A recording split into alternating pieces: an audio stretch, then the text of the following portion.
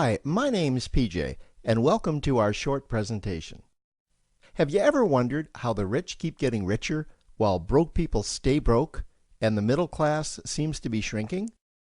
Well, this isn't nearly as mysterious as it may appear when you examine the specific differences in how broke people, the middle class, and the rich spend their money.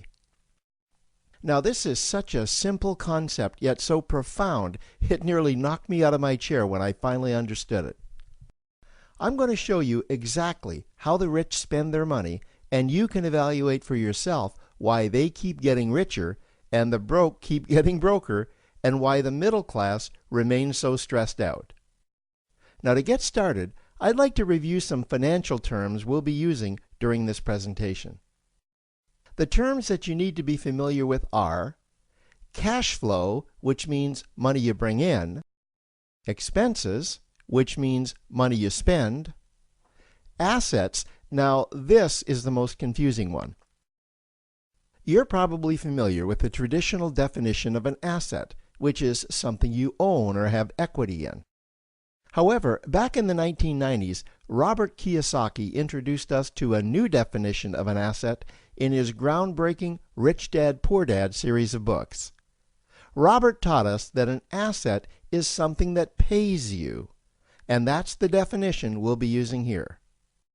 Liabilities is the last term, and it's defined as things that cost you money. As an example, a house is typically viewed as an asset, but can it actually be a liability? Yes, with our revised definition, anything that costs you money is a liability, not an asset. If you have a mortgage, your house is an asset to your banker because it pays him or her every month. But could a house also be considered an asset to you? Yes, in the right circumstances it could, when it pays you money. Let's say you buy a house and you rent it out, and it paid you a positive cash flow every month after all expenses. That would then be considered an asset. Now, one more time with the terms, just to be very clear before we continue. Cash flow is money you make. Expenses, that's money you spend. An asset pays you, and a liability costs you. Now let's take a look at how broke people spend their money. Now, when I say broke people, I'm not referring to the destitute. I'm speaking about that large portion of our society that lives from paycheck to paycheck and who never seem to have any money.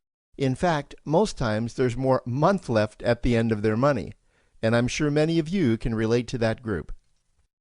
On payday, broke people buy what I'm going to call stuff. Well, what's stuff? Well, that's inexpensive things that people buy that they don't really need to survive. You go into someone's house and you can't find any counter or tabletop space in the whole house because of all the stuff on it. Their house and their cars are full and cluttered with stuff. Well, where do they get all this stuff? They buy it at the flea market, at the garage sale, at the dollar store, at the craft show. So cash flow comes in and then it goes straight out the expense column to buy stuff.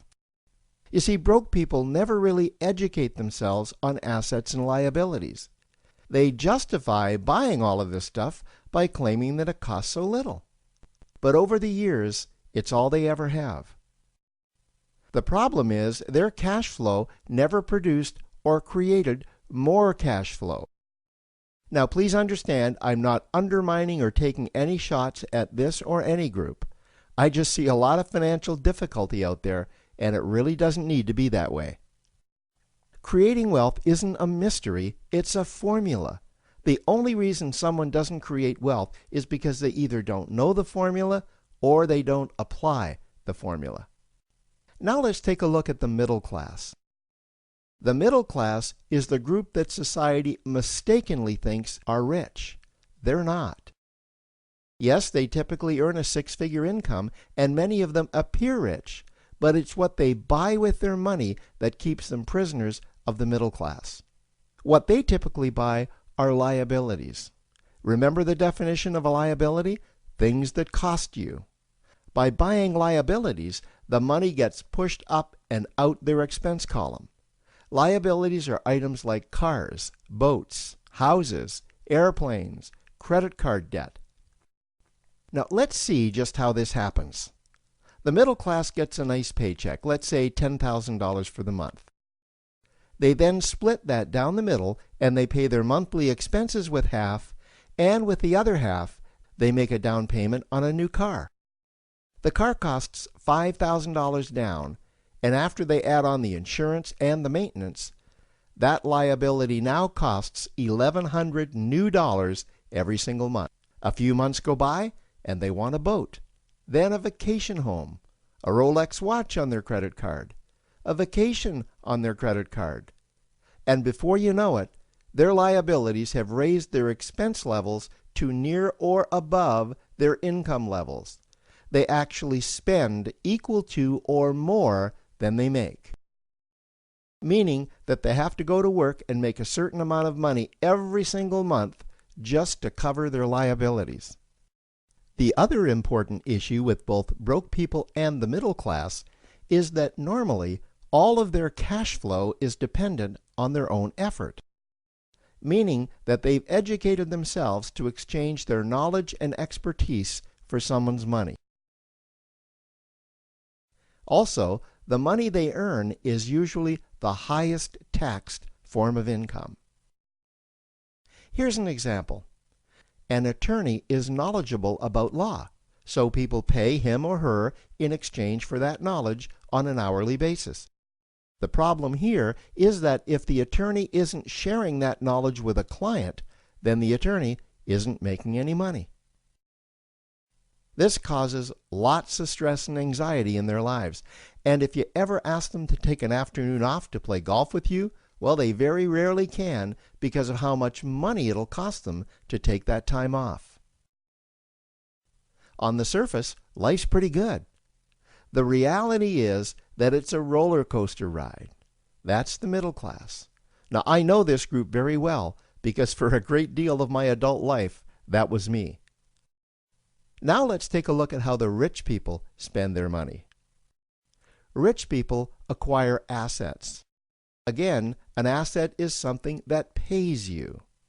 If you want to become rich, buy assets that earn you more money. The money cycle looks like this.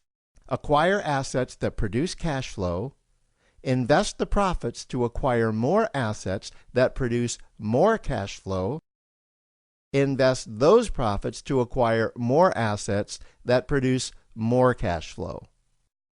The rich spend their money and acquire things that produce more money. Here are a few examples of assets that produce more money. Investments are the obvious ones: stocks, bonds, real estate. Education is another asset. If you learn how to do something that produces more money for you and you actually do it, that's buying an asset. There's a great quote that goes, "If you think education is expensive, you should see how expensive stupidity is." Another example of assets you can acquire that pay you are cash-generating opportunities, especially those opportunities that can create a passive cash flow. Passive meaning that once you build it up, the money continues to flow whether you're still building it or not. Here's a small example. Let's suppose you bought a pinball machine and you put it in a barber shop, and you don't spend any of the profits. You save them until you can buy another pinball machine and put it in another barber shop. This, by the way, was Warren Buffett's first business. If you don't know who Warren Buffett is, he's one of the top 2 richest men in America. The rich are extremely eager to find those passive cash-generating opportunities because those opportunities continue to pay them month after month, year after year, long after they've stopped working the opportunity. You know, I see this happen again and again with successful entrepreneurs. They find a passive cash flow stream that they build up, and it continues to pay them month after month, year after year. They then take those profits and multiply them in another passive cash-generating opportunity, and then again in another. In conclusion, here's what I've learned over the years. You can't find these passive cash-generating opportunities unless you're open to hearing about them. Then, once you find them, you must be willing to see what fits you and then act.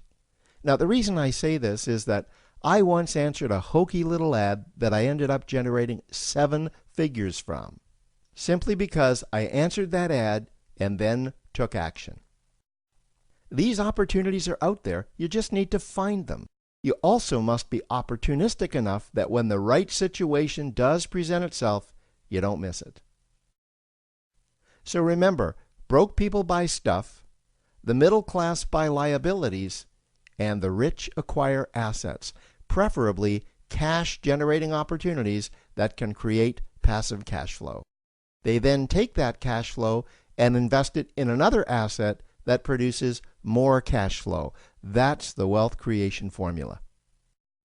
Now, I trust you found this introductory information helpful. Now, to learn about one of the greatest cash-generating machines on the planet, click on the link below to proceed to step 2. 1.5 trillion. E-commerce has arrived.